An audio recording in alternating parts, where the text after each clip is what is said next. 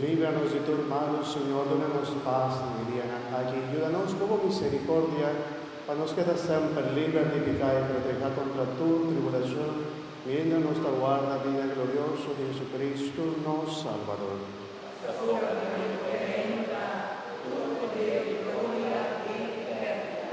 Señor Jesucristo, vos avisa vos apóstol, en la talaga, su paz, mi paz, en la dunamoso.